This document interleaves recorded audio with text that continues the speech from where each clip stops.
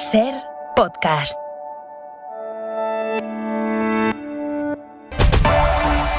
Manuela Carmena, muy buenas noches. Hola, buenas noches. Enrique Juliana, ¿cómo estás? Muy buenas noches, muy bien. Y Carmen Ramírez de Ganoza, muy buenas noches. Muy buenas noches a todos. Y en la contra de Hora 25...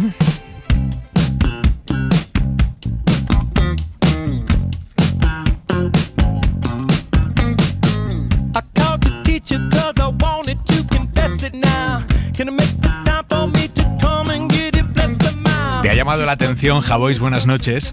¿Qué tal, Aymar? Buenas noches. La respuesta de Mark Zuckerberg, que es el fundador, el dueño de Facebook, a las acusaciones de la exempleada de la red social que ha desvelado esta semana en el Capitolio las malas prácticas de Facebook. Decía la informática que en Facebook no hacen gran cosa por impedir la propagación del odio, básicamente porque se benefician de ello, teniendo a la gente enganchada. El dueño de Facebook, Zuckerberg, responde que eso no tiene ningún sentido, Javois. Sí, creo que sí lo tiene. Precisamente una de las estrategias de Mark Zuckerberg para ganar más dinero consiste en fingir que Facebook tiene menos responsabilidad de la que tiene, como una especie de imperio que no tuviese colonias. Pero Facebook tiene muchos problemas, algo que es natural porque es una empresa grandísima, pero uno de ellos, creo que el principal, es el que atañe al modelo de sociedad, el nuestro, al modelo de convivencia, es decir, a la importancia que tiene la verdad en la vida pública y la destrucción de esa vida pública que implica la difusión de la mentira, la difusión de las ilusiones ópticas o de las noticias falsas. Es decir, el cóctel Molotov que expande Facebook a costa de la adicción más peligrosa del mundo, que es la adicción de gente que se pone de acuerdo sobre teorías falsas, las cree y modela el mundo a partir de ellas. Sobran ejemplos. Así que sí, contra eso yo creo que se combate. Contra el lavado y el autolavado voluntario de cerebro, lo primero que se hace es intervenir la lavandería, por lo menos para regularla de una forma mejor. Hasta mañana, Javois. Hasta mañana, Aymar, un beso.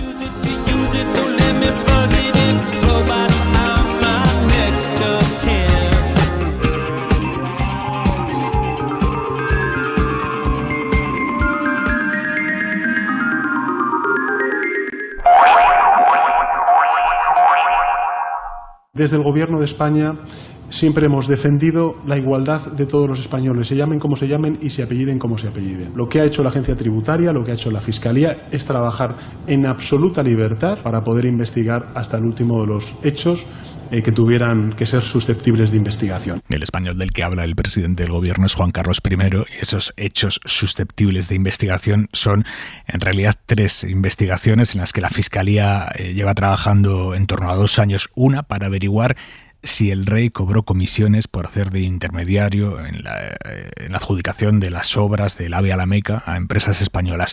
Otra sobre el uso de dinero supuestamente donado por terceros y que él nunca declaró. Esos terceros amigos, sospechosos testaferros, que le habrían financiado su vida a todo tren sin que Juan Carlos I pagara impuestos por ese dinero. Esto es lo que más claro está, porque él en la práctica lo ha reconocido por la vía de los hechos, presentando 2 regularizaciones fiscales. Y la última investigación en marcha tiene que ver con un fondo en la isla de Jersey en el que supuestamente el emérito habría ocultado importantes cantidades de dinero. En resumen, 3 investigaciones que la Fiscalía planea archivar ahora, sin presentar denuncia contra Juan Carlos I. Lo ha avanzado hoy José Antonio Zarzalejos en El Confidencial. José Antonio, buenas noches. Hola, buenas noches, Aymar. ¿Qué lleva a la Fiscalía a archivar estas investigaciones? Pues un cúmulo de circunstancias. En primer lugar, que todas las investigaciones, indagaciones perjudiciales que ha ido practicando no han revelado pruebas absolutamente consistentes en aquellas, digamos, periodos de tiempo en los que el rey emérito era imputable. Es decir, todos los supuestos delitos que haya podido cometer el rey emérito antes del 2014 están amparados por la inviolabilidad, el artículo 56.3 de la Constitución, que se refiere a la persona del rey, por lo tanto a los actos públicos, pero también a los actos privados, tema muy complejo y por otra parte muy controvertido. y por lo tanto sobre eso se iba a producir el archivo. Lo que pasa es que surgen luego los gastos a cargo de San Ginés Krause, un amigo que le suministraba dinero, y ahí se produce una primera regularización fiscal voluntaria en el mes de diciembre del año pasado. Luego aparecen los pagos de Zagatka de distintas materias, vuelos, hoteles, etcétera, que son objeto de otra nueva regularización fiscal voluntaria por parte del rey, en este caso por importe de 4.400.000 euros. Y finalmente está el tema del trust en Jersey, donde las comisiones rogatorias no han dado indicios sólidos de que detrás de ese trust esté el rey emérito. Y eso es lo que ha llevado a preparar, está en fase de preparación, un decreto de la fiscal general del Estado ordenando el archivo de estas investigaciones.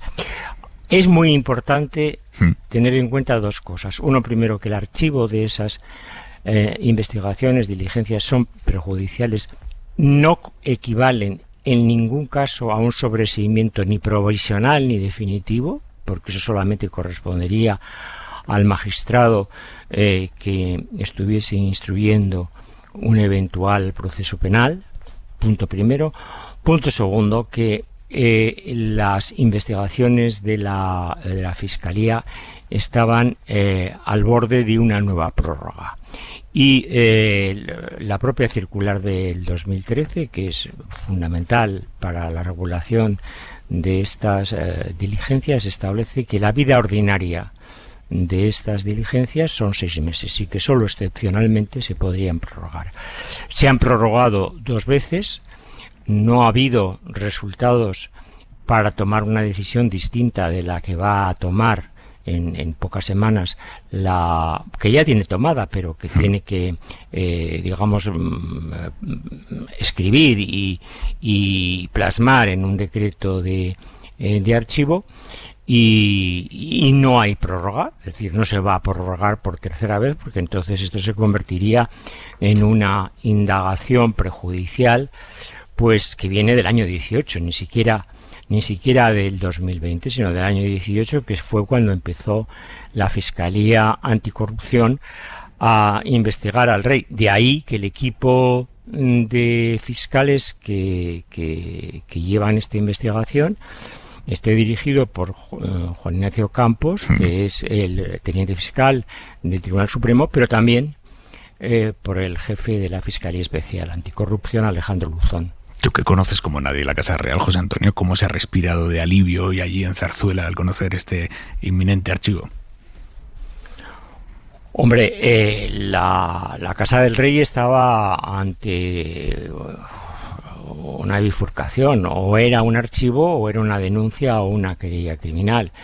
Indudablemente, desde todos los puntos de vista, era preferible, entiendo, y bueno, me consta, entiendo que era esta opción era la menos mala. La otra hubiese sido pues la denuncia o eventualmente la querella.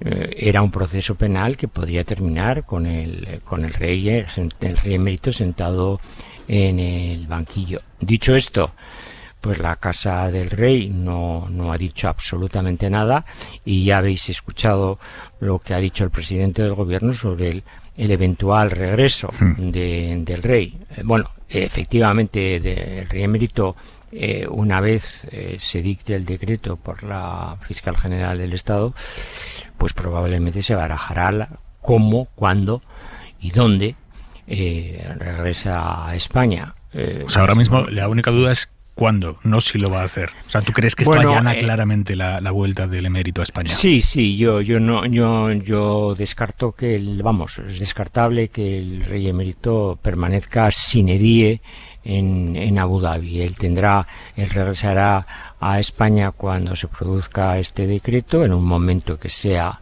oportuno, desde muchos puntos de vista oportuno, no se alojará en la Zarzuela, sino el gobierno quiere que si eso se produce sea en un lugar adecuado, de patrimonio nacional, y en tercer lugar, pues fijará su residencia no en España, pero sí cerca de España. José Antonio Zarzalejos, como siempre, muchísimas gracias. Gracias a vosotros. Manuela Carmena, inminente archivo por parte de la Fiscalía de las investigaciones sobre la supuesta corrupción multiforme del rey emérito. Tú que conoces bien la justicia por dentro, ¿es habitual que después de 2 años de investigación se archive algo sin citar a prestar voluntariamente declaración al investigado? Por supuesto que no. No es nada habitual y además yo creo que sinceramente es tan extraordinario, tan irregular, tan poco común, que yo creo que de verdad si es esa la decisión que va a tomar la Fiscalía, pues se equivocará y será un gran error. Porque algo que se cierra absolutamente en falso, porque las investigaciones han sido oscuras, no ha habido la publicidad que tienen los actos judiciales. La Fiscalía no da traslado, no da ningún tipo de participación, ¿no? Entonces, ese cierre en falso, lo que yo no sé si se ha valorado es que puede provocar algo que yo creo que sí sería grave y yo no lo veo nada difícil que ocurra, que sea una querella de la sociedad civil y en la que el Tribunal Supremo, que es quien es competente, por supuesto, tenga que decidir. Entonces yo creo que por no hacer las cosas con la misma normalidad que se haría por cualquier otra persona que tiene en principio unos hechos que con lo que se conocen son absolutamente irregulares, junto con el debate muy profundo de hasta qué punto la inimputabilidad del rey tiene que arrastrar todos sus actos personales. Porque ya sé que se ha dicho, pero yo lo vuelvo a decir. ¿Qué pasaría, por ejemplo, si el rey cometiera una violación? También sería un acto inimputable, ¿no? Yo creo que la Constitución lo que quiso decir era que era naturalmente imputable los actos del reinado, los actos en los que actuaba efectivamente ejerciendo esa jefatura del Estado, pero no puede ser que haya una desigualdad tan grande. Entonces yo creo que es una malísima noticia que creo que va a generar una gran irritación y de la que yo no descarto, ya digo, que dentro de unos meses nos encontremos con una querella, que para eso es la acusación particular. Pensar que en muchos casos no hubiera habido investigación si no hubiera habido acusaciones populares y que en este caso puede ser hasta de muchas asociaciones ciudadanas que no quieran que cerremos en falso esto, porque la sociedad necesita saber lo que pasó para que nunca más vuelva a pasar, y esto es cerrarlo en falso. Carmen Ramírez de Ganuza, ¿cómo lo ves tú? Pues lo veo diferente. Yo veo 2 planos. Primero el judicial y después el político e institucional. Yo respecto al judicial creo que el primer contexto que hay que adelantar es que no existe en toda Europa un caso en el que la Fiscalía, el Ministerio Público, haya investigado durante 2 años a un ex jefe del Estado. A mi modo de ver, y eso es algo que no he dicho yo solo, que lo he escuchado en los medios judiciales, esta investigación se ha prolongado en demasía, porque la Fiscalía tiene un periodo para este tipo de diligencias informativas de 6 meses. Este periodo se ha multiplicado por 3 y si no han querido continuar es porque realmente ya había un rumor sordo muy fuerte en la propia institución, en el propio Ministerio Público, porque ya el Ministerio Público estaba siendo comprometido en su propia diligencia procesal. Es verdad que, como he dicho, hay dos planos, uno el judicial y otro el de la opinión pública y el de los hechos constatados que la Fiscalía no ha podido calificar de delito, no ha podido señalar como indicios de delito, por eso no se la ha jugado y no lo ha presentado en el Supremo. Pero todos los españoles hemos visto regularizaciones fiscales del rey. ¿Esto qué significa? Bueno, pues que el ex jefe del Estado se ha librado. Yo creo que se ha librado, francamente, de una querella en el Supremo. Tengo muy pocas esperanzas de que una acusación popular pueda conseguir más pruebas que las que ha podido reunir una fiscalía en 2 años. Se ha librado de eso, pero no se ha librado ni se va a librar del peso enorme de la opinión pública en contra. Una opinión pública española que lleva 2 años sabiendo que ha tenido una serie de fondos que no ha declarado, y eso creo que la opinión pública no se lo va a perdonar. Y en ese sentido, lo que creo, a diferencia de lo que dice Zarzalejos, y ojalá, vamos, no sé, no tengo ni idea, me puedo equivocar, pero lo que a mí me llega y lo que a mí la sensación que yo tengo es que, aunque se ha librado, y creo que se ha librado de la investigación judicial, creo que no se va a librar de la presión institucional y le va a ser muy difícil volver a España. Enrique, ¿cómo lo ves?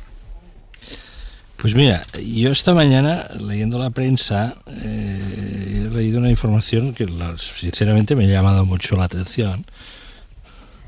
La portada de ABC de hoy, diario importante en España, que citando documentación de un antiguo jefe de los servicios secretos españoles, coronel Manglano, señala de que el rey Juan Carlos, en su momento, en el momento de la transición, de los inicios de la transición, cobró 36 millones de dólares de Arabia Saudí, según esta información, para financiar la transición en España. Yo, claro, me he quedado un poco durante unos segundos pensando, más de unos minutos.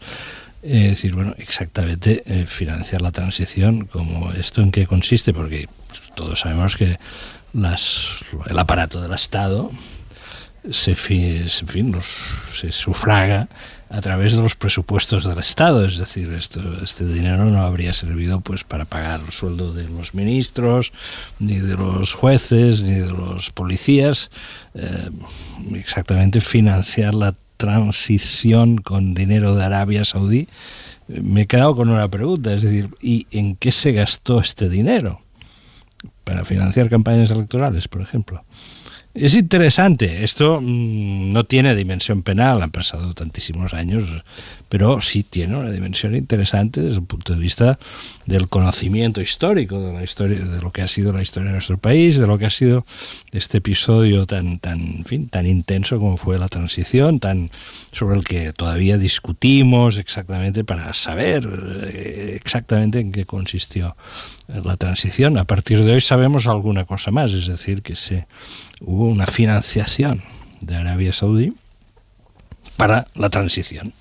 Y sería interesante que los historiadores pudiesen afilar el lápiz y saber exactamente un poco más sobre esto. Sabríamos algo más sobre nuestra historia y eso es bueno, ¿no?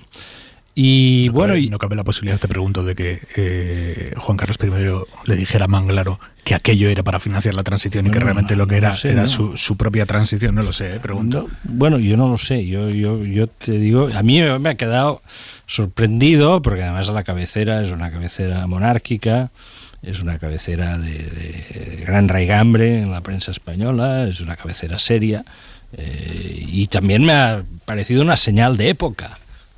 Es una señal de época.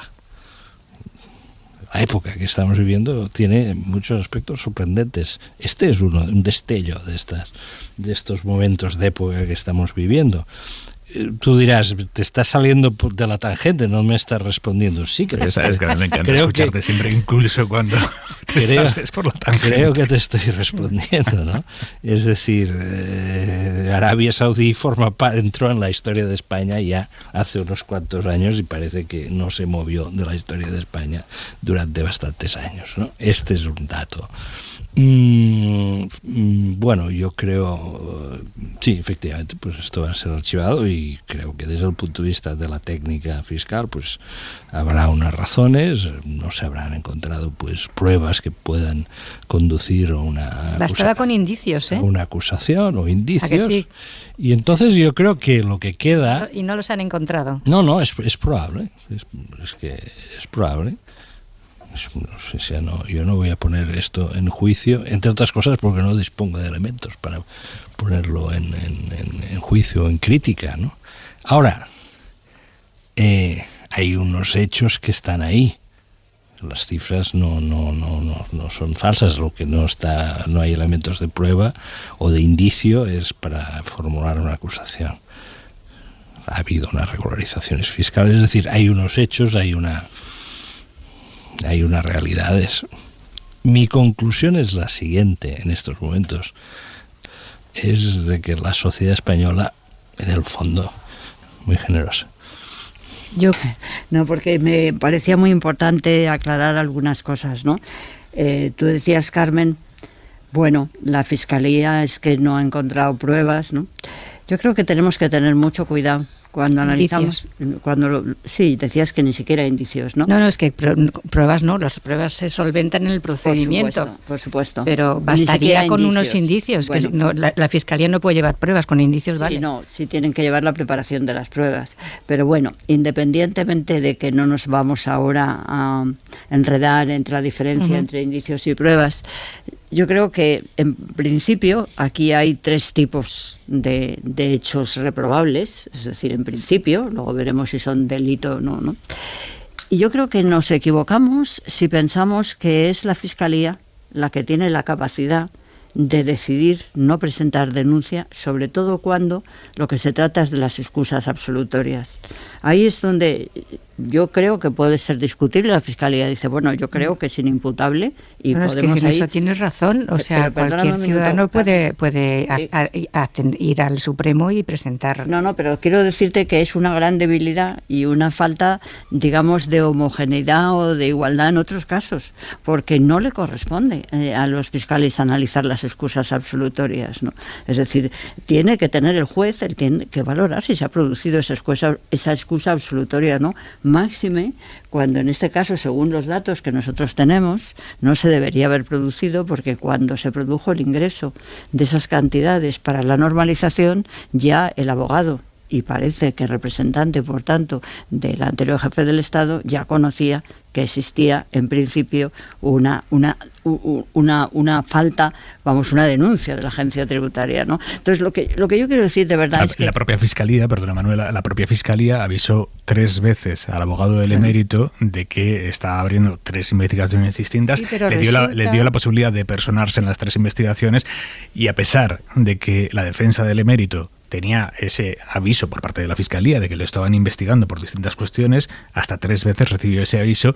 Se dan por buenas las regularizaciones fiscales que presentó después de esos avisos, cuando en teoría, para que una regularización fiscal sea válida y eso te exima de una responsabilidad penal, tiene que ser espontánea. La tienes que hacer de manera, digamos, tiene que salir de ti, no tiene que ser cuando sabes que te están investigando. Eso que tenía tan claro la Fiscalía y que lo teníamos todos bastante claro también, resulta que se ve contradicho, según la información de Zarzalejos, que luego habrá que ver las explicaciones por escrito de la Fiscalía, se ve contradicho por el hecho de que la agencia tributaria da por buenas las regularizaciones. ¿Qué va a hacer un fiscal o qué va a hacer un juez si la agencia te dice que eso está bien hecho? El fiscal y el juez no están nunca sometidos a lo que diga la agencia tributaria, nunca. Es decir, porque como mucho será una información que puede tener hasta un valor de peritaje, pero nunca va a condicionar al juez. Entonces, ante un hecho discutido respecto a la excusa absolutoria, es absolutamente irregular que no se haya presentado esas diligencias ante el juez correspondiente, es decir, ante el magistrado que se designara por el Tribunal Supremo. ¿Tú sospechas que la Fiscalía está cometiendo una irregularidad por no presentar querella contra don Juan Carlos en el Supremo? Por no presentar querella ni siquiera. Me parece muy atrevido por tu parte.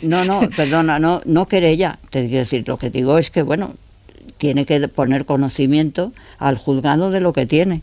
Desde mi punto de vista. Si entiende que hay indicios de delito, si no. Esto es un Estado de Derecho. Sí, pero tú date cuenta que de entrada hay unos hechos discutibles, que son los relativos a la excusa absolutoria. Pero no todos los hechos discutibles son punibles. No, pero te quiero decir, si estamos hablando de una excusa absolutoria y nos encontramos en este caso que existen unas informaciones que vienen a decir que efectivamente la persona obligada a la responsabilidad tributaria ya lo conocía y por tanto nunca podría beneficiarse en ese beneficio que está previsto en el Código Penal, pues eso es un hecho discutible. Pero ahora voy más. A mí me parece que resulta enormemente escandaloso que después de las noticias del caso Pandora y similar, no se haya abierto una nueva diligencia. Ahí nos vamos a encontrar. Mira, te quiero decir, porque a mí me parece que tú dices, bueno, es que ya nos lo podrían prolongar. Bueno, yo no sé, si hacemos una estadística de lo que han durado las investigaciones fiscales relativas a personas tan relevantes como los jefes de Estado, yo no te lo puedo discutir. No sé si las que han hecho con Macron han durado mucho menos o las que hicieron con Sarkozy, no lo sé, con Macron no, perdón, con Sarkozy, no lo sé, ¿no? Pero lo que sí te digo es que siempre cabe cerrar una y abrir otra. Y entonces esto que está pasando estos días, esto que estamos conociendo ahora del gran escándalo de Pandora, merecería, sin lugar a ninguna duda, el que hubiera una nueva diligencia o mantener las existentes, ¿no? Entonces yo lo que digo es que en muchos casos, ya lo sabemos, no es nada raro, la Fiscalía a veces actúa con actitudes más benevolentes según de qué se trate. No hay más que ver la historia de los juicios que ha vivido en España. Hemos tenido muchos que si no hubiera sido por la acusación particular, no hubiera habido nunca un proceso. Bueno, al micro. Perdona. Tener abierto el canal estas diligencias durante 2 años no ha favorecido al rey en absoluto y tampoco a la corona.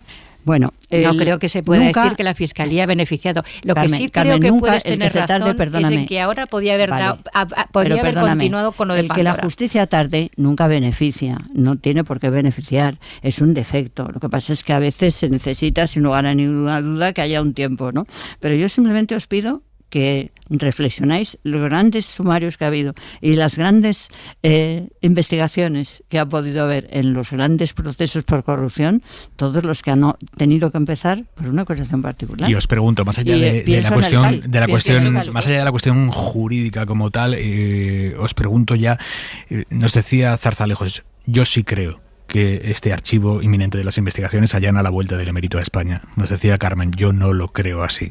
Es que esto es muy opinable, es que esto aquí te juegas con una bola de cristal. Yo hace unos días escribía un artículo comparando la situación de don Juan Carlos con la de María Cristina, la regente ex María Cristina y la ex regente María Cristina desde París, cuando se carteaba con Isabel II. Ella había sido investigada por el Congreso por una serie de corruptelas y simplemente, bueno, no llegó a ser juzgada. Bueno, aquello pasó, fue un exilio XIX, pero fíjate que al final tampoco cambian tanto las cosas. Fue forzada a exiliarse y ella intentó volver. Al final las excusas que se le dieron desde la corona eran siempre basadas en las circunstancias. Y hablo de las circunstancias en palabras textuales. Las circunstancias del siglo XIX son las mismas que ahora, la opinión pública, el estado de opinión. Creo, de verdad, que el estado de opinión en España en este momento no favorece la vuelta del rey. Pero no por nada, sino porque para la corona, para el monarca, es un lastre. Y es verdad, tendría razón don Juan Carlos en tener libertad para volver, pero sus razones, según ha dicho a la periodista francesa, a la escritora francesa, cuyo libro ha salido hoy mismo, las razones por las que él se fue presionado fue porque que se fue a Abu Dhabi y dijo no me quedé en Galicia porque habría estado siempre asediado por la prensa y eso es un problema para la corona. Creo que la situación en este momento es la misma. Enrique. No, el extrañamiento del rey, ¿no? El extrañamiento físico, extrañamiento psicológico, extrañamiento político, extrañamiento... Esto es muy raro. Es decir, y me parece un ejercicio extraño en sí mismo, por una razón, porque el rey Juan Carlos ha tenido un papel muy importante en la historia de este país, muy importante. Yo no soy de los que piense que la transición se hizo bajo un guión milagroso en el que todo estaba previsto, en fin, que desde arriba, no, la transición fue un proceso muy, muy complejo y aquí hay a mi derecha una persona Manuela Carmena, que lo conoce bastante mejor que yo, porque además aquel proceso estuvo a punto de costarle la vida. Pero el rey jugó un papel muy importante. Podemos entrar en matices históricos y el tema ahora que has sacado hoy ABC introduce un matiz interesante.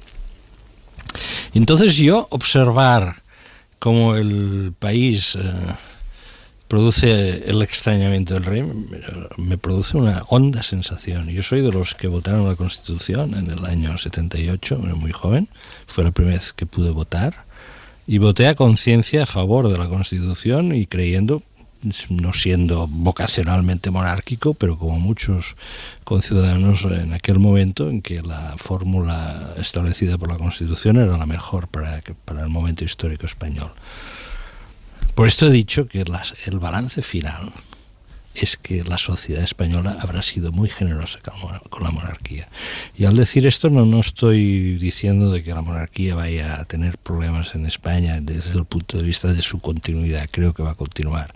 Pero el balance hoy es que la sociedad española ha sido muy generosa con la monarquía española. Yo, si me permitís decir solamente una cosa... Porque el extrañamiento del rey Juan Carlos no estaba. Esto sí, Arabia Saudí quizá estaba en el guión de la transición. El extrañamiento, que el proceso acabase con el extrañamiento del rey Juan Carlos, eso no estaba. Estoy de acuerdo. Es más, si me perdonas, diría un segundo, Carmen. Que fue un error. Termino. No, que digo que a mi juicio fue un error.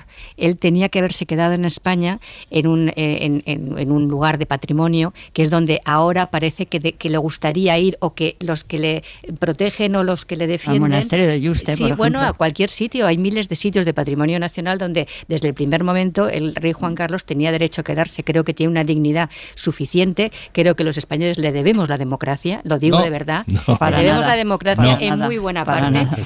Totalmente. Pues para no, si podemos entrar en abrir ese melón, es que ahí está el núcleo de la cuestión. A mí, este es el núcleo de. Pues si queréis nos enzarzamos en eso.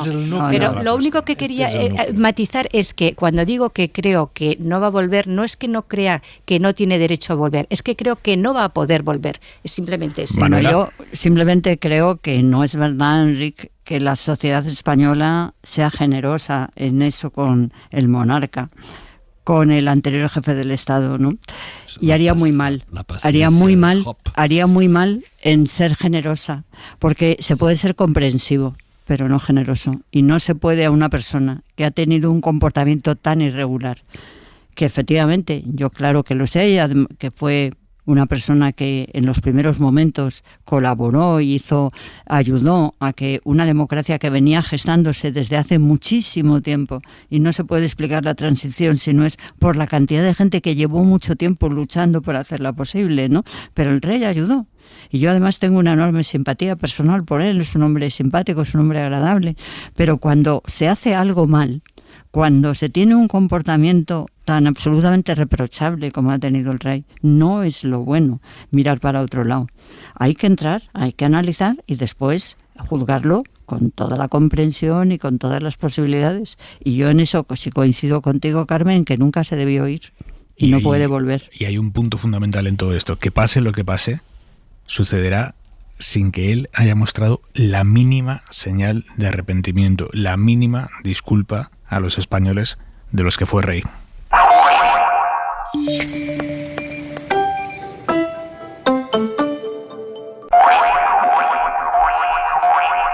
Estábamos hablando de las más que posiblemente nulas responsabilidades penales que va a tener la supuesta multiforme corrupción del emérito Juan Carlos I, pero sobre corrupción hoy hemos sabido que la Fiscalía apoya que se indulte a José Luis Peñas, el exconcejal que destapó el caso Gürtel. Él también estaba en el ajo, terminó condenado a 4 años de cárcel e inhabilitación para cargo público, y eso que las cintas que le entregó, las 18 horas de grabaciones que entregó a la policía cuando se arrepintió, fueron esenciales para demostrar cómo funcionaba la trama corrupta según la sentencia de la Audiencia Nacional. Hoy hemos sabido que la Fiscalía está de acuerdo en que se le sustituya la inhabilitación absoluta por otro tipo de inhabilitación que le permita seguir trabajando como funcionario en el Ayuntamiento de Madrid, donde tiene plaza.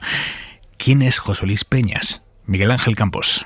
José Luis Peñas comenzó en 2005 a grabar a aquellos que habían sido sus compadres, a sus amigos Francisco Correa, Pablo Crespo o al alcalde de Majadahonda, compañero en el PP, entre otros. Estuvo muy cerca de la Gürtel, pero él dice no formaba parte de la trama. Yo he estado muy cerca de Gürtel porque si no, no hubiera podido grabar todas esas conversaciones que hemos oído todo, ¿no? Toda esa vergüenza nacional, pero nunca ha sido Gürtel. Y sus grabaciones, más de 18 horas durante más de 2 años, fueron decisivas para para identificar a los integrantes de la trama y conocer su mecánica que apuntaba de forma directa al Partido Popular. El riego de comisiones millonarias ilícitas a cambio de adjudicaciones públicas. Se lo grabó Peñas a Correa. Yo he llevado a Bárcenas más de 1.000 millones de pesetas a su casa y a Génova. Le he llevado, yo he hecho con él un día, vamos a sumar, no por aquí, 1.000 millones.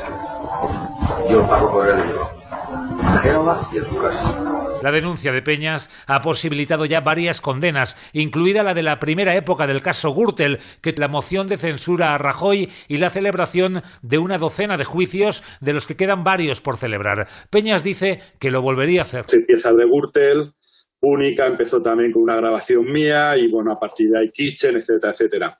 Es más fácil cargárseme a mí que el señor Rajoy o cualquiera de los presidentes que ha habido salieran a la palestra a decir que tenemos efectivamente el Partido Popular es un partido corrupto. No lo dirán nunca, en ese sentido lo que hice, y lo volvería a hacer 100.000 veces, claro. Peñas lamenta la reacción de los políticos ante los denunciantes de corrupción. Recuerda que lo primero que hizo el PP fue expulsarle. Lo primero que hizo el Partido Popular, en vez de investigar lo que yo denuncié, fue expulsarme del partido, ¿no? Lo que hace Casado, lo que hizo en su día Rajoy, ¿no? Meter la cabeza debajo de la tierra como la avestruz.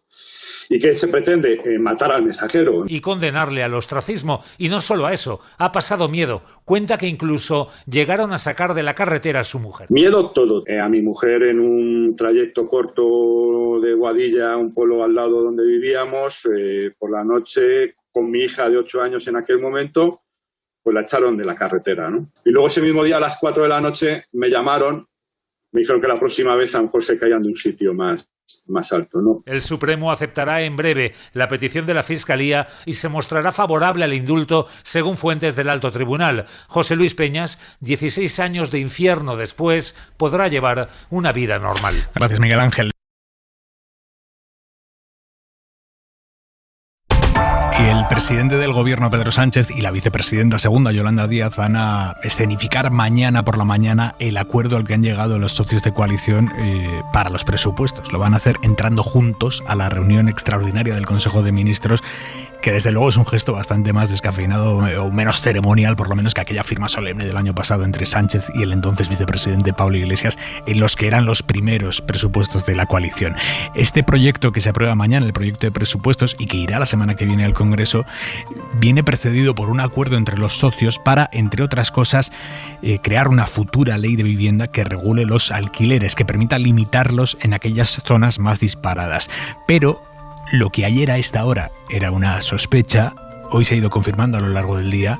Esos mecanismos que permite la ley para controlar los precios se van a aplicar solo en media España, en la mitad de España en la que el PP no gobierna ni en las autonomías ni en los ayuntamientos, porque aplicar todo esto es competencia y es decisión sobre todo de los gobiernos autonómicos y municipales.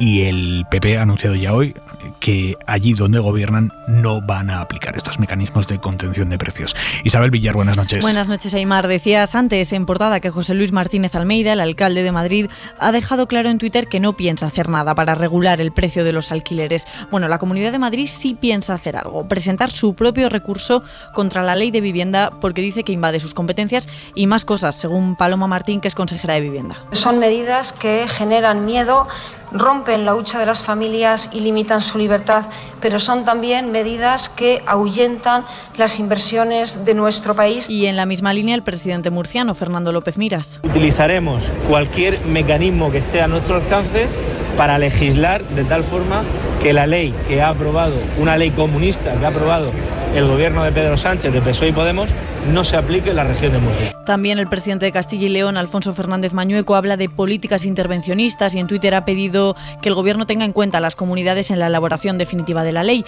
En el caso de Moreno Bonilla, presidente andaluz, aunque no coincide con la receta del gobierno, sí está de acuerdo con el diagnóstico. Tenemos que buscar una solución, en eso estoy de acuerdo con el gobierno. Tenemos un grave problema de vivienda para los jóvenes, pero creo que el camino que se ha elegido es un camino que ya ha fracasado en otros países de la Unión Europea. Y en Galicia, Feijóo ha dicho que a priori no se desprende nada bueno de esta ley de vivienda, pero también ha pedido esperar. Por tanto, vamos a ver en qué consiste ese anteproyecto, ver cuáles son el contenido y el alcance del mismo y después formar opinión.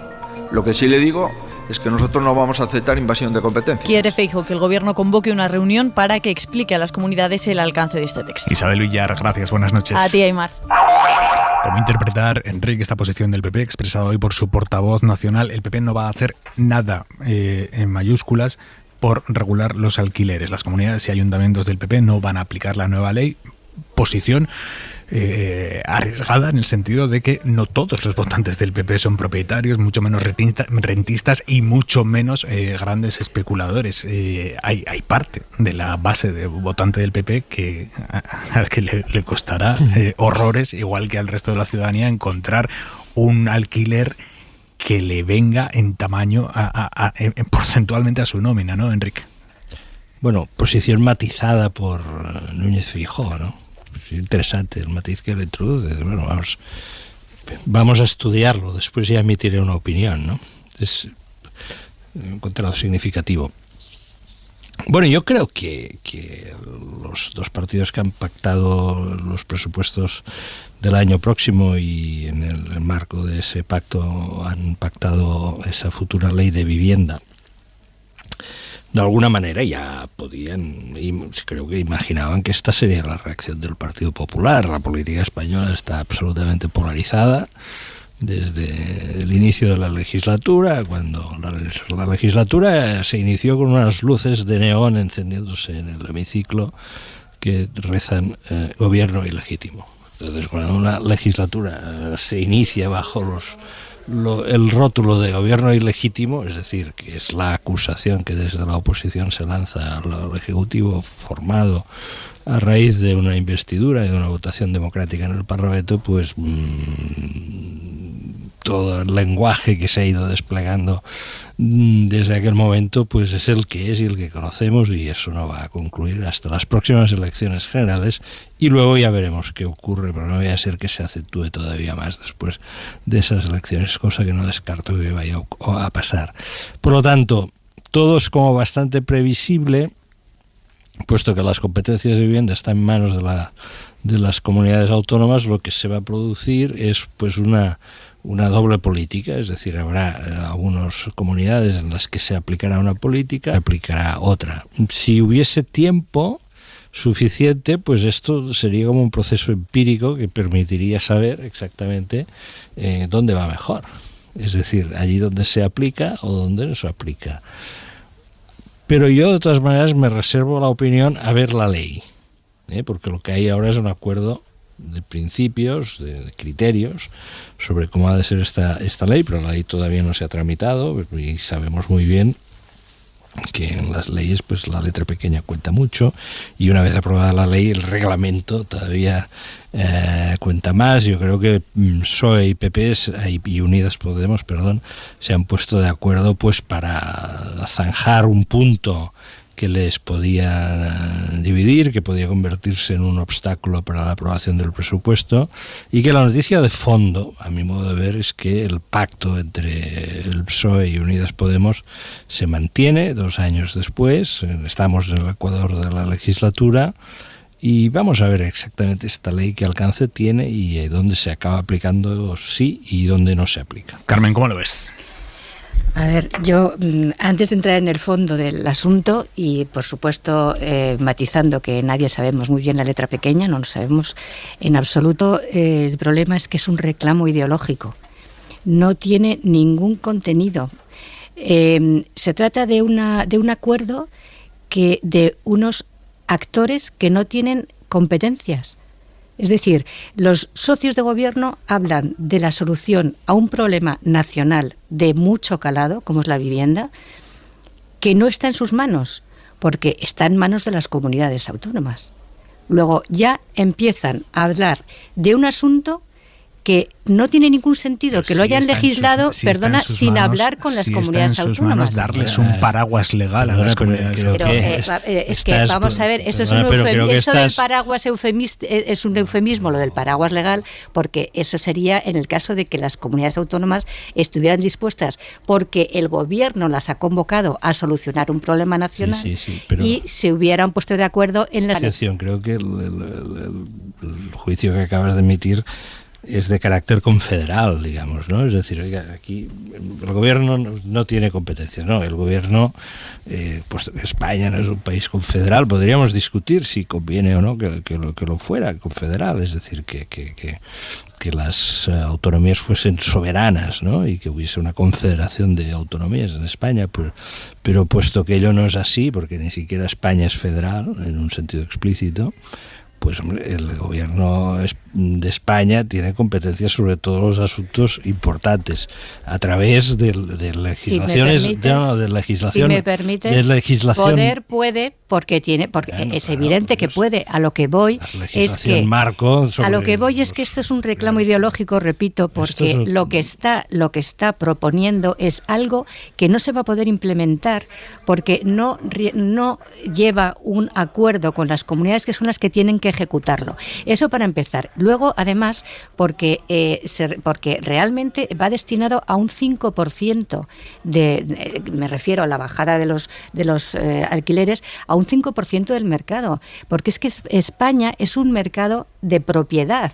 Hemos pasado de un modelo a otro sin solución de continuidad. Entonces, esto realmente requiere un cambio de modelo, pero un cambio de modelo que no requiere una intervención en los precios. Lo que requiere es una oferta de suelo público con colaboración pública-privada para poner mucha más oferta de pisos para los jóvenes. En eso, si en algo estoy de acuerdo con el gobierno es que esto hay que arreglarlo, pero desde luego no de esa manera unilateral que lo único que hace es entorpecer el acuerdo. Manuela, ¿cómo lo ves?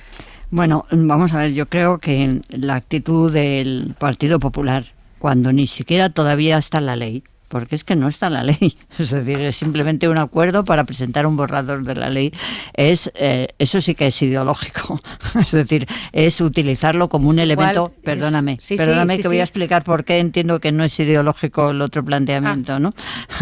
Porque se trata exclusivamente de hacer una respuesta muy ligada a, como me parece que decía antes Aimar, a esas ideas de estos comunismo, etcétera, etcétera. Eso, aparte de no ser cierto, es pueril y yo diría que es absolutamente ahistórico. Y me explico. La verdad es que el contrato de alquiler, cuando el arrendador es un empresario, se discute en este momento si estaría dentro de la Ley General de los Consumidores, defensa de los consumidores que está en la Constitución. Yo quiero deciros algo que me parece importantísimo.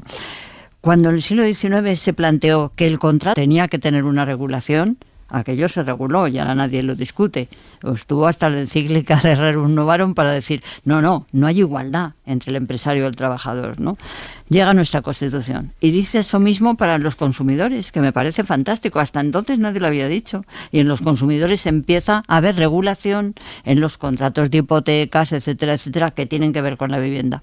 El contrato de alquiler es absolutamente desigual en determinados casos, no en todos. En los casos en el que el arrendador es un empresario. Y ya digo, hasta ahora hay teorías de que si se puede considerar que son condiciones generales las que se hace firmar a muchos arrendatarios cuando el arrendador es un empresario. Entonces quiero decir que es un tema en este momento de grandísima actualidad. Me parece que lo bueno de la democracia es que ha ido dando pasos para ir ganando la necesaria igualdad económica. Y si era necesario que el contrato laboral fuera singular, también era necesario que los contratos de los consumidores fueran singulares y también determinados casos de arrendamientos tienen que ser singulares. Entonces lo que yo quiero decir es que eso para mí me parece que es, digamos, la raíz del derecho, lo importante de ver la historia del derecho para conseguir una igualdad económica, que es la respuesta a la igualdad política. Estás hablando del empresario como un sujeto, no sé, con cuernos y con rabo, cuando resulta que los pequeños ahorradores Carmen, son los que están detrás de esas sociedades tenedoras de pisos. Si eres tan amable de escucharme, sí, en absoluto he dicho que se trate de determinados arrendadores, sino cuando los arrendadores son empresarios. No lo digo yo, lo están diciendo la doctrina jurídica, que en ese caso hay una semejanza a lo que ocurre con la ley de la defensa de los consumidores.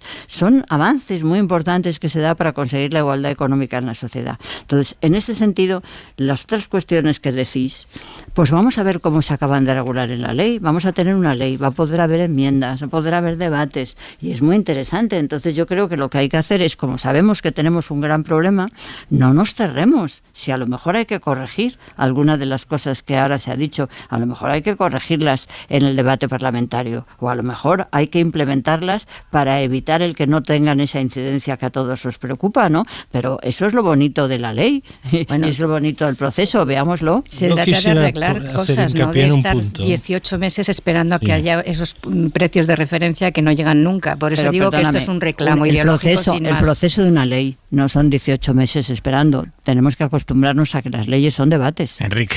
Sí, porque antes he dicho, no, esto, una sociedad de propietarios, es que esto es lo que está cambiando. Es España, el tiempo de nuestros abuelos no era una sociedad de propietarios.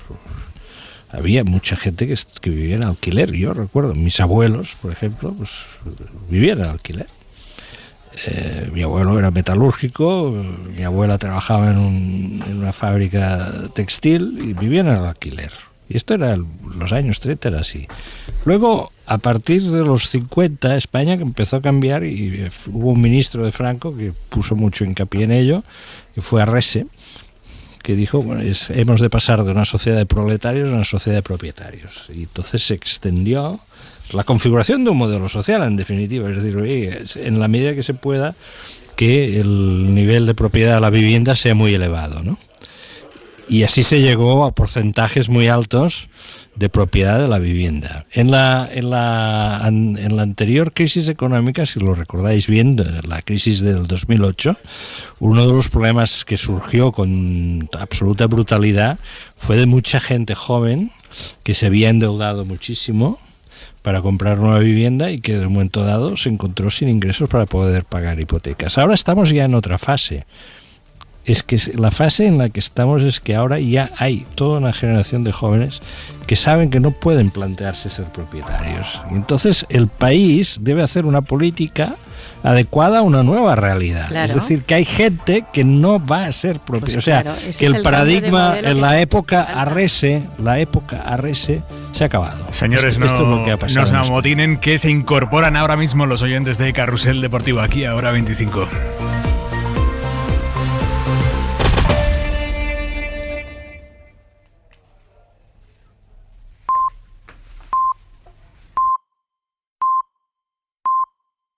Y con la selección española clasificada para la final de la Liga de las Naciones, se incorporan ahora 25 los oyentes de Carrusel. Manu Carreño, buenas noches. Hola, Aimar, ¿qué tal? Acaba de terminar el Italia 1, España 2. Dos goles de Ferran Torres y hay que reconocer muy buen partido de la selección española en Milán. Ha sido superior a Italia en todo momento, así que Luis Enrique vuelve a demostrar que es el que más sabe de fútbol, con diferencia, mucho más. Que por eso nos lee que todos a los periodistas juntos, ¿no? Porque él sabe más que todos vosotros. Totalmente, claro. Sabe mucho de fútbol y hoy España ha jugado muy bien. Así que el domingo veremos si contra Francia o contra Bélgica, que juegan mañana la otra semifinal, disputaremos la final de esta competición de la UEFA Nations League. Pero chapó, bueno, por cierto, Gavi titular, ha sido el más joven en la historia de la selección en hacerlo, con poco más de 17 años, titular, ha jugado 85 minutos, un partidazo del centrocampista del Barça, una de las apuestas de Luis Enrique. Te escuchamos ahí media mano. Hasta luego, chao. El tiempo para mañana, la ropa para mañana. Jordi Carbo, buenas noches. Buenas noches, el clásico de otoño, capas, es decir, se extreman las temperaturas. Mañana a primeras horas va a hacer bastante más frío que hoy en el interior peninsular, también de la isla de Mallorca, fresco en puntos costeros. Solo en Canarias temperaturas que solo bajarán ligeramente de los 20 grados. Después nos espera un día soleado, pocas nubes veremos, y durante la tarde temperaturas máximas de media en todo el país, un par de grados más altas que hoy. Vamos a cerrar el día, este miércoles, Marina. Sí, con el precio de la luz rozando los 300 euros de media mañana y con los vuelos de la compañía Vinter a La Palma cancelados por la nube de cenizas del volcán. Lo que se mantiene es el Consejo Extraordinario de Ministros, que va a aprobar mañana los presupuestos generales del Estado para enviarlos al Congreso.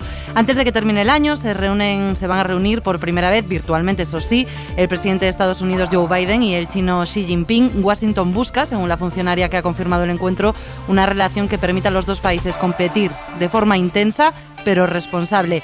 Y termina el día sin que un año más ninguna investigadora se haya llevado uno de los premios Nobel científicos. Mañana sabremos quién gana el de literatura. Un año más Murakami es el primero en las quinielas. Un año más es poco probable que se lo den al japonés, pero ya veremos. En un minuto y medio le vamos a plantear al ministro de Cultura, Miquel Iceta, todas las dudas prácticas que planean sobre el bono de 400 euros para gastar en cultura que hoy Pedro Sánchez ha anunciado para todos los jóvenes cuando cumplan 18 años. En un minuto, de verdad, hablamos con Miquel Iceta. Una fuga de agua. Miquel Iceta, ministro de Cultura y Deporte, muy buenas noches. Buenas noches. ¿A cuántos jóvenes va a beneficiar el bono de 400 euros para consumir cultura que ha anunciado hoy Pedro Sánchez? Bueno, pues los cálculos son entre 450.000 y 500.000. Y si hacemos la multiplicación por 400 euros, esto, ¿cuál es el presupuesto total? Pues alrededor, en fin, es un cálculo fácil, alrededor de unos 200 millones de euros. ¿Por qué lo han focalizado solo en los jóvenes de 18, ministro? Me refiero, esta lluvia de dinero público que va a suponer esto para el sector de cultura, importantísima lluvia y que el sector está esperando ansiosamente, esto va a distribuirse de forma muy desigual porque hay muchos tipos de cultura que tienen una penetración más bien escasa entre los jóvenes de 18. Vamos a ver, nosotros lo que intentamos es, primero, garantizar el acceso de la cultura a la gente joven, y en este caso lo que hemos hecho es ponerlo con un momento que es el que han elegido también en Francia e Italia, y es cuando se cumplen los 18 años. Entonces realmente lo que nosotros tenemos que hacer es decidir qué sectores culturales queremos también primar para garantizar que ese dinero no solo crea pautas de consumo cultural entre la gente más joven, sino que además ayuda a sectores que han sufrido la pandemia y que de alguna manera se sentirán impulsados por un consumo cultural renovado y reforzado por parte de la gente más joven. Ministro, ha creado enorme controversia el hecho de que hasta última hora de la tarde su ministerio, al más alto nivel, mantenía que con este dinero sí se iba a poder pagar entradas a los toros. ¿Esto se mantiene? No, es que esto nunca ha estado. Nosotros tenemos que hacer en el proceso de elaborar el bono cultural el catálogo de servicios, actividades y productos. Ministro, esto sí ha estado, y usted lo sabe, que esto sí ha estado al más alto nivel en su ministerio. Vamos a ver. ¿Ministro? ¿Ministro Miquel Iceta? Bueno, vamos a intentar recuperar esta conversación, que es importante aclarar este punto. De momento, ¿qué os parece esta idea de darles 400 euros a los chavales en el momento en que cumplen 18 años para poder consumir cultura? Pues mira, a mí la verdad me gusta. Cuando nosotros estuvimos en el ayuntamiento, nosotros creamos un bono para los jóvenes que se llamaba el JOBO. Entonces el bono que nosotros creamos era mucho más limitado, claro, no teníamos esa capacidad de presupuesto, pero sí creo que era de 16 a 18 años y le dábamos la posibilidad de asistir a todos los actos culturales, a todos, del ayuntamiento gratis. Se llamó el JOBO, me acuerdo que fue muy discutido inicialmente por la oposición, sobre todo por el Partido Popular, y creo que ahora se mantiene, como tantas cosas que son discutidas. Dame un segundo, Manuel, antes de que se me vuelva a cortar la llamada con Miquel Iceta. Ministro, está ahí, ¿verdad? Sí, estoy aquí, sí. Explíqueme, lo de los toros, ¿qué ha cambiado desde última hora de esta tarde hasta ahora? No, pero cambiar, mire, mañana lo que se aprueba es el proyecto de presupuestos en el que lo que se dice es que se habilita una partida para crear un bono cultural para sufragar actividades y productos culturales a las personas que cumplan 18 años a lo largo del 2022. Y esto es lo que dirá mañana el acuerdo del Consejo de Ministros. Sí, ministro, pero lo que quiero decir es que usted sabe bien que esta tarde, al más alto nivel en su ministerio, sí se barajaba que los toros se pudiera pagar con esto. Por eso la cadena SER a las 8 de la tarde ha dicho con este dinero se van a poder pagar los toros. No, aquí nadie se ha inventado nada. Esto sí se barajaba en su ministerio al más alto nivel. No. Pero fíjese, es que hay muchos temas que son patrimonio cultural y que pueden ser considerados patrimonio cultural, pero no todos ellos necesariamente van a ser financiados a través de este bono. Claro, ministro, pero más allá del patrimonio cultural, los periodistas tenemos el mayor patrimonio que tenemos, que es la credibilidad, y cuando decimos algo lo decimos en base a nuestras fuentes, y como usted me ha dicho que no se barajaba esto, en su ministerio sí se barajaba esto, en su ministerio. Lo que nosotros tenemos que hacer es delimitar un catálogo de servicios y productos culturales que puedan ser financiados a través del bono. Y eso lo haremos cuando el Consejo de Ministros apruebe esta partida, y tenemos que decidir también cómo se establece el mecanismo y la fórmula. Entonces, hay muchas cosas que son también cultura. Alguien puede decir, pues es cultura también el abono a una plataforma digital de pago. Sí, es cultura. ¿Eso necesariamente se ha de financiar con el bono cultural? No necesariamente. Alguien puede decir que es cultura pues la suscripción a una revista o a un diario. Eso es así, es cultura. Ministro, pero no sí, en eso no hay ninguna discusión, y independientemente de lo que se vaya a aprobar mañana, yo solo le digo si me puede confirmar que en su ministerio, al más alto nivel, la idea que tenían a las 8 de la tarde hoy era que los toros sí se pudieran pagar con esto, que es lo que ha anunciado la cadena SER. Mire, es que no le puedo decir lo que todavía no existe. Nosotros, le repito, hemos de definir qué actividades y productos culturales se van a financiar a través del bono. Otra cosa es que alguien pueda hacer un listado de todos los elementos que nuestra legislación considera cultura, pero es que no todos ellos van a estar, digamos, bajo el amparo, bajo el paraguas de ese bono cultural. Eso lo tendremos que decidir después de evaluar las necesidades del sector cultural, también las preferencias culturales de los jóvenes, y eso lo haremos cuando corresponda hacerlo. Entonces, que alguien haya podido decir que efectivamente las leyes consideran la tauromaquia patrimonio cultural, es que eso no es una opinión, es lo que dicen las leyes. Ahora, ¿eso necesariamente hace que se puedan cubrir el coste de las entradas a las corridas de toros con el bono cultural? Pues no necesariamente. Esa es la decisión que habrá que tomar en su día. Estamos frente a una medida que realmente se toma mañana, que implica una movilización de recursos muy importante, y que tenemos que decidir cómo se establecen los criterios para realmente repartirlo y que tenga ese doble objetivo: fomentar el consumo cultural entre los jóvenes y ayudar a los sectores culturales a través de un mayor consumo cultural. Ministro Miquel Iceta, muchísimas gracias. Buenas noches. Buenas noches. Manuela, perdona que te he quitado la palabra. No, si ya lo había dicho, te quiero decir, creamos, se llamaba El Jobo. Yo no sé si vosotros os acordáis de cuando seguíais la actividad del ayuntamiento, y la verdad es que empezó flojito y enseguida hubo muchas críticas, pero luego empezó cada vez adelante, y cada vez eran más los jóvenes que lo utilizaban. Y yo creo que lo sigue utilizando el ayuntamiento, lo que no sé si le ha cambiado el nombre, no lo sé. Yo sí que os puedo decir que El Jobo fue un éxito, y que fueron más al teatro, y que fueron más a la cineteca del ayuntamiento, y que fueron más a los conciertos. Es decir, que en general yo creo que sí da resultado estos incentivos para hacer más accesible la actividad cultural. Enrique.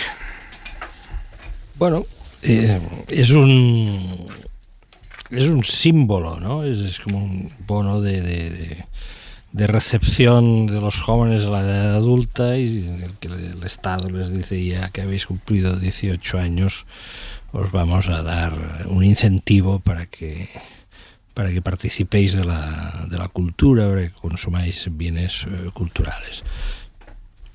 En este aspecto creo que tiene algo positivo, es llamativo. Me llamó mucho ya la atención cuando lo implantó hace unos meses el gobierno francés. En Italia se ha seguido el mismo camino. Puede tener un cierto contenido pues pedagógico, didáctico. Contrapunto. Yo pertenezco a una generación en la que no estábamos muy acostumbrados a que el Estado repartiese dinero de una manera directa. Y eso a veces a los de mi generación nos choca, lo cual no quiere decir que eso esté mal, que hoy no pueda ser eficiente.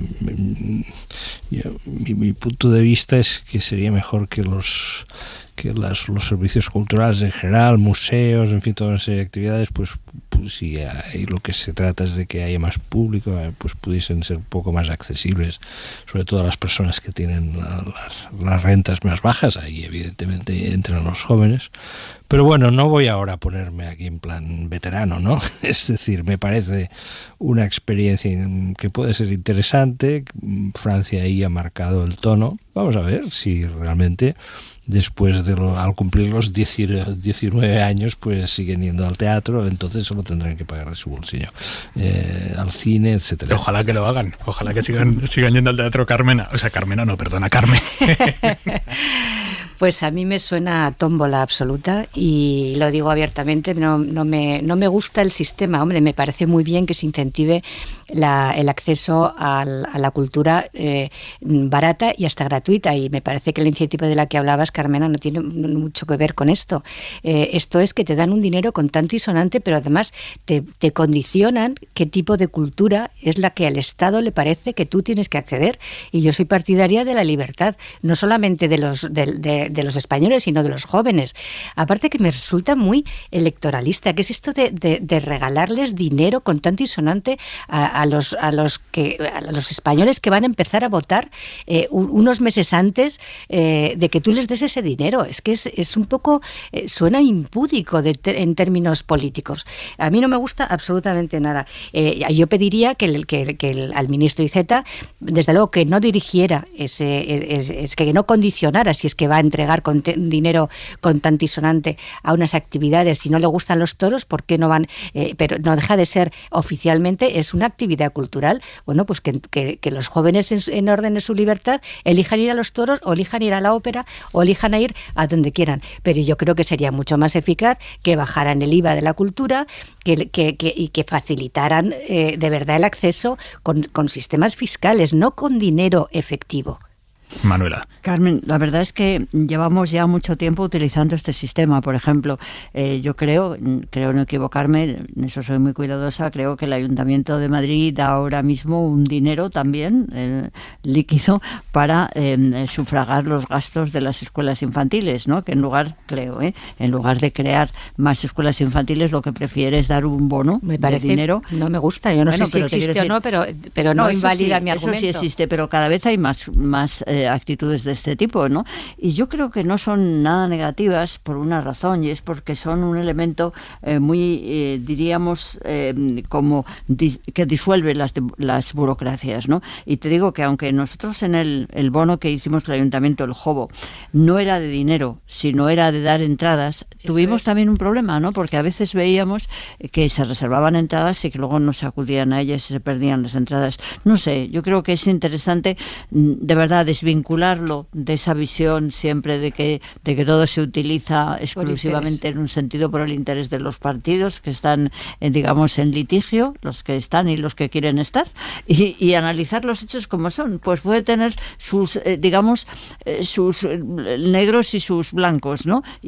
Pero en líneas generales, el ayudar a la cultura y el ayudar a que los jóvenes tengan más posibilidad de cultura no es malo. Pero no sé por qué a los de 18 y no a los de 19. Bueno, pues porque han cumplido 18, pero te digo, no pasa nada. Esto es muy paternalista. No es paternalista, es, digamos, el primer... Recibo tu mayoría de edad con un dinerito que te voy a meter en el bolsillo. No. Es que tienes que poner una cifra, ¿no? Una fecha, ¿no? Entonces los 18 yo creo que está bien, ¿no? Pero a lo mejor eran también bien los 19. Entonces el Ayuntamiento teníamos de 16 a 18, ¿no? Pero lo que quiero decir es que en última instancia, cuando hay una medida que va encaminada a conseguir algo positivo, en lugar de destrozarla siempre, pues digamos, pongámosla en marcha, veamos el resultado que da, y si no da un resultado correcto, corrijámosla. Bueno, acostumbrémonos de verdad a no cuestionar las cosas porque la dice uno, lo dice otro. Enrique.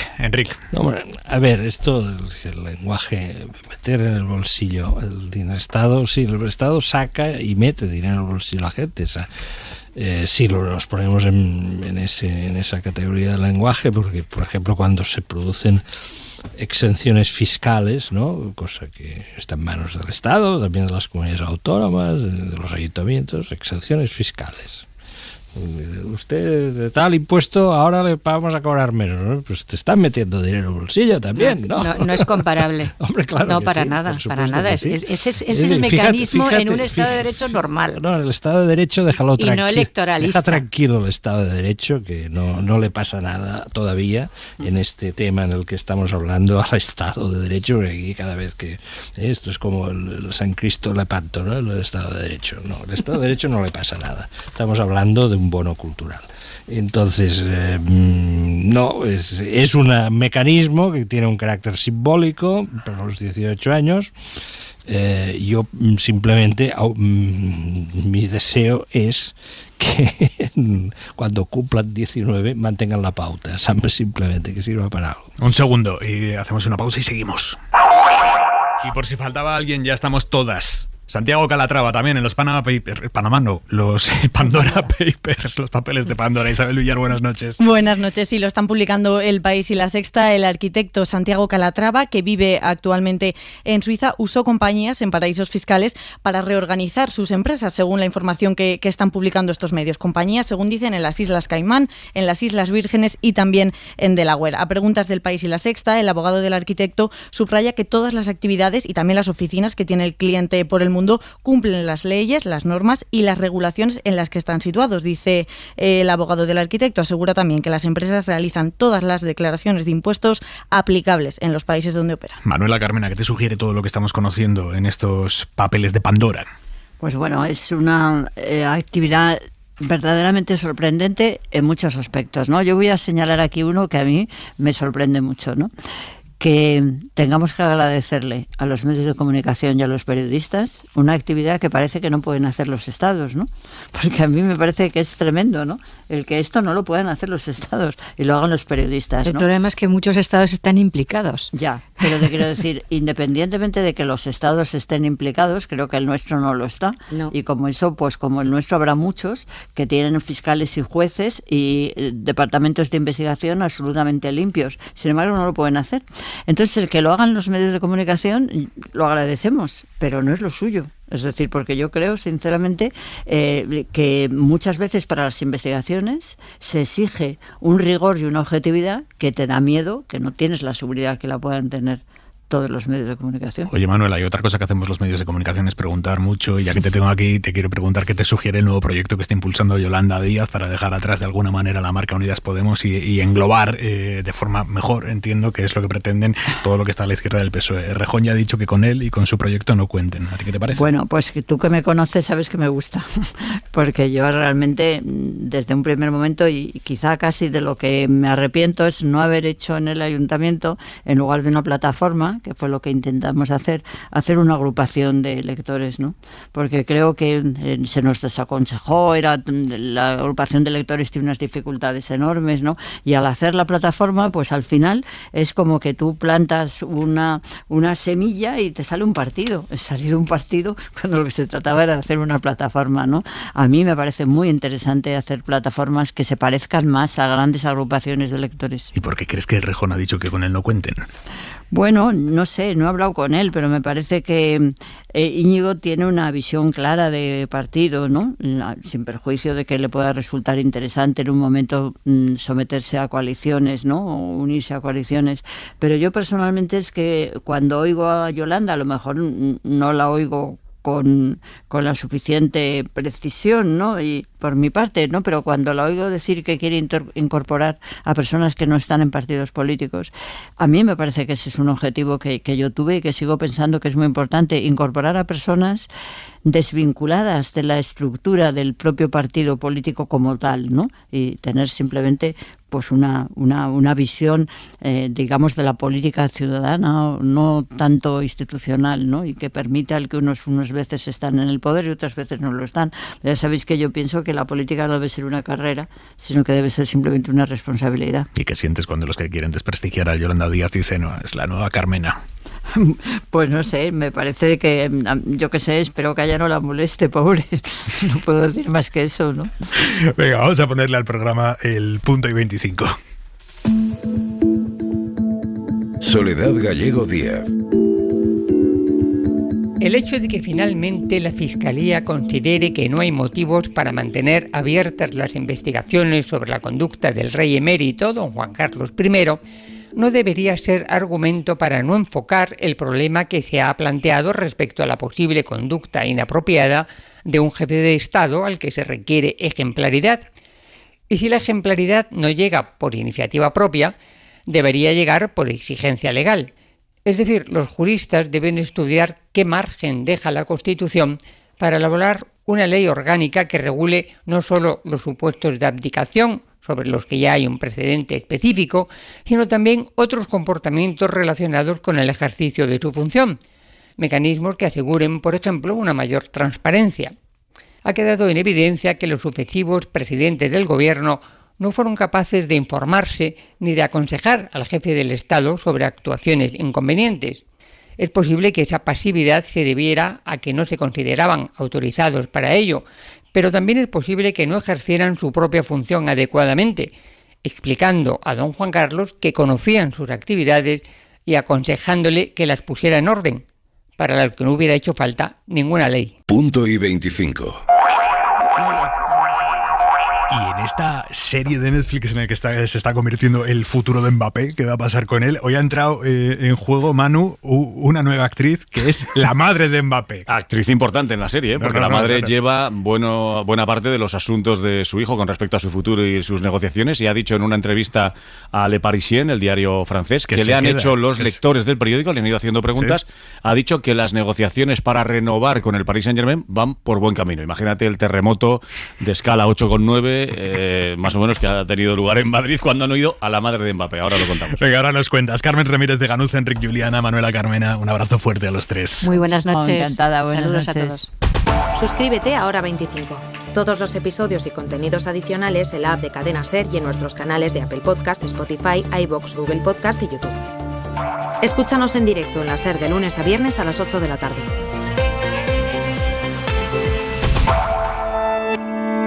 Cadena SER. La radio.